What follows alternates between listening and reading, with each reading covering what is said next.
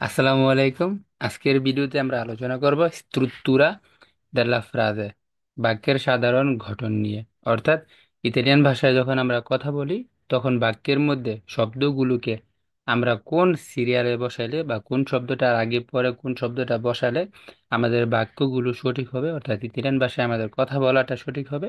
আজকের আমরা ভিডিওতে আমরা এই বিষয়টি নিয়ে আলোচনা করব ইনশাল্লাহ। আমরা যদি একটি বাক্য দেখি ইতালিয়ান ভাষায় তাহলে দাঁড়াচ্ছে কি ইয়ো মানজো উনা মেলা। ঠিক আছে, এটার বাংলা অর্থ হচ্ছে আমি একটি আপেল খাই। তো ইতালিয়ান ব্যাকরণে, ইতালিয়ান গ্রামারে বাক্য গঠনের যে নিয়মটা সেটা হচ্ছে প্রথমে ব্যক্তি আসবে, যে ব্যক্তি কাজ করতেছে, মানে ভার্বের মধ্যে যার অবদানটা কাজের, সে আসবে। তারপরে ভার্ব আসবে, অর্থাৎ কাজ আসবে। তারপরে আসবে যে বিষয়টিকে নিয়ে বা যে শব্দটিকে নিয়ে কাজটা সম্পন্ন হয়েছে সেই শব্দটা আসবে।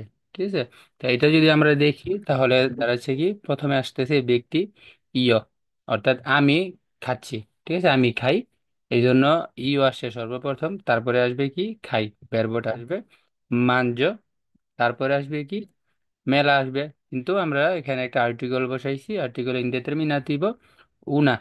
সেই আর্টিকেলটা আমরা জানি কি, যেই বস্তুর নামের আগে আর্টিকেলটা বসবে, অর্থাৎ যেই বস্তুটিকে আমরা নির্দিষ্ট অনির্দিষ্ট করব তার নামের আগে আমাদের আর্টিকেল বসাতে হবে। আমরা এখানে নামের আগে আর্টিকেলটা বসিয়ে দিয়েছি। সুতরাং কি হয়েছে, ব্যক্তি আসে ইও, verbo আসে মানজো, আর্টিকেল আসে উনা, তারপরে আসে যার সাথে কাজটা হয়েছে সে আসে মেলা, আমি একটি আপেল খাই। মিও ফ্রাতেলো স্টুডিয়া ইতালিয়ানো, এখানে কোনো আর্টিকেল নাই।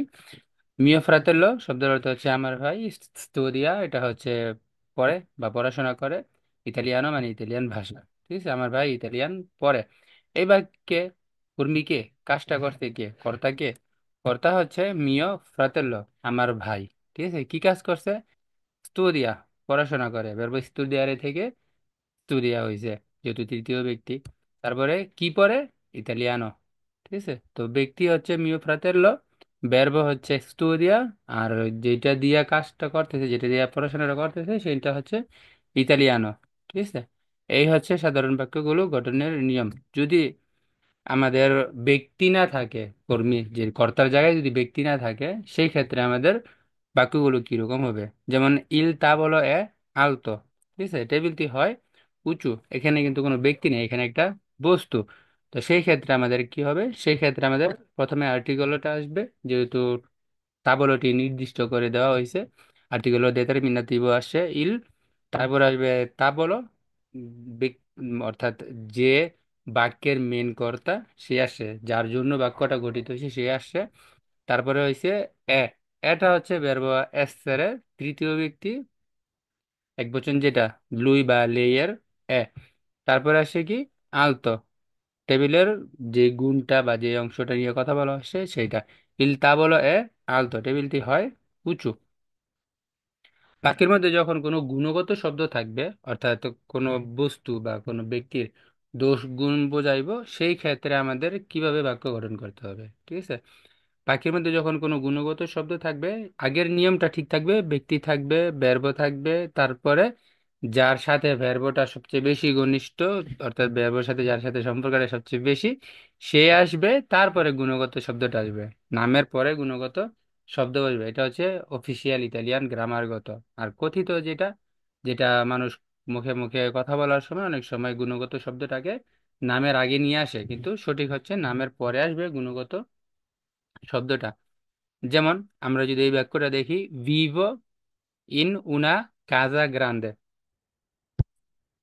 আমি একটি বড় বাড়িতে থাকি। ঠিক আছে, এইখানে বিবো দিয়েই আমি শব্দটা চলে আসছে, কারণ বেরবো বিবের এটাকে যখন কনজুগেশনে করা হয়েছে তখন এখানে ইওর রুটসটাই ফলো করা হয়েছে, এর এক কেটে এখানে ও যোগ করা হয়েছে। ও যোগ হয় কিসের সাথে? ইওর সাথে। সুতরাং প্রোনামে পার্সোনালে যেটা, ওইটা আমরা বেরবো থাকলে না দিলেও আমাদের চলবে, কারণ বেরবো দিয়ে আমাদের প্রোনামে পার্সোনালিটা আমরা পেয়ে যাচ্ছি। ঠিক আছে, বিবো ইনটা হচ্ছে প্রিপোজিশনে, উনা হচ্ছে আর্টিকেল ইনডেটারমিনাতিভ কাজা। ঠিক আছে, আমি ঘরে বা বাসায়, বাড়িতে। ঠিক আছে, ভিভো ইন উনা কাজা গ্রান্দে, গ্রান্দেটা হচ্ছে এই ঘরের গুণগত শব্দ। ঠিক আছে, ঘরটা বড়, আমি গ্রান্দে শব্দটা দেবো, সেই জন্য গ্রান্দে শব্দটা এই নামের পরে বসছে। ঠিক আছে, ভিভো, ইন, উনা, কাজা, গ্রান্দে। গ্রান্দেটা আসছে নামের পরে, কারণ গ্রান্দে যে শব্দটা এটা হচ্ছে বিশেষণ বা অ্যাডজেক্টিভ। অউনা মাক্কিনা রসা, আমার একটি লাল গাড়ি আছে। ঠিক আছে, এইখানে অটা হচ্ছে বেরব আবেরের প্রথম ব্যক্তি, সুতরাং আমার এখানে প্রণমে পার্সোনালি দেওয়া লাগবে না, অ দিয়ে হয়ে গেছে ইউ অ। উনাটা হচ্ছে আর্টিকেল ইনডেটারমিনাটিভ, মাক্কিনা গাড়ি, এটা একটা নাম। ঠিক আছে, তারপরে হচ্ছে কি রস্তা, গাড়ির গুণ, গাড়ির কোয়ালিটি। ঠিক আছে, adjective নিয়ে কথা বলা হয়েছে, অ উনা মাক্কিনা রস্তা। আরেকটা বাক্য আমরা দেখি, লেই ইন্দোসা উন ভেস্তিতো এলেগান্তে। ঠিক আছে, এলেগান্তেটা হচ্ছে মার্জিত বা সুসজ্জিত যে সমস্ত পোশাকগুলো মানুষেরকে পরলে সুন্দর লাগে, যেমন ফর্মাল পোশাকগুলো, এগুলো এলিগ্যান্ট বলে। সে একটি মার্জিত জামা পরে, এখানে একজন মহিলার বিষয়ে কথা বলা হয়েছে, সুতরাং এই বাক্যে কর্মীকে, কর্মীটা হচ্ছে কর্তা হচ্ছে লেই, কি কাজ করছে, ইন্দোস্তারে করছে, ইন্দোস্তা পরিধান করছে বা পরে। আর্টিকেল আছে উন বেস্তিত, সে পরে কি পরে, সে কাপড় পরে। ঠিক আছে, এইখানে বেরবোর সাথে কাপড়টা বেশি সংযুক্ত। আর্টিকেল এটা কাপড়ের আর্টিকেল, কাপড়ের আগে বসবে। কি কাপড় পরে, এলেগান্তে। ঠিক আছে, মার্জিত সুসজ্জিত। ঠিক আছে, তো লেই ইন্দোসা উন ভেস্তিত এলেগান্তে, সে মার্জিত পোশাক পরে। এখানেও কি হয়েছে, বেস্তিতরা হচ্ছে নাম। বেস্তিতর পরে বসে কাপড়ের গুণগত শব্দটা, এলেগান্তে যে শব্দটা। ঠিক আছে। ওকে, আগামী ভিডিওতে আমরা ইনশাল্লাহ চেষ্টা করব যে সমস্ত বাক্যগুলো প্রশ্নবোধক, সেইগুলোতে আমরা কিভাবে গঠন করবো, অর্থাৎ প্রশ্নবোধক শব্দগুলো কোথায় বসবে এবং তারপরে বাক্যটা কিভাবে শেষ হবে। তারপরে হচ্ছে যে সমস্ত বাক্যগুলোতে সময় উল্লেখ করা থাকে, যেমন সকালে বা বিকেলে, সন্ধ্যায় বা আগামীকাল বা আগামী সপ্তাহে, আগামী বছর, এরকম সময় যখন উদাহরণ থাকে, বা 10টায় 12টায়, এই বাক্যগুলো, তারপরে যে সমস্ত বাক্যগুলোতে প্রিপোজিশনে থাকবে সেইগুলোতে আমরা বোঝার চেষ্টা করবো যে কিভাবে কোন শব্দটা কোথায় বসাবো। ঠিক আছে, পাশে থাকবেন। সবাইকে ধন্যবাদ। আসসালামু আলাইকুম।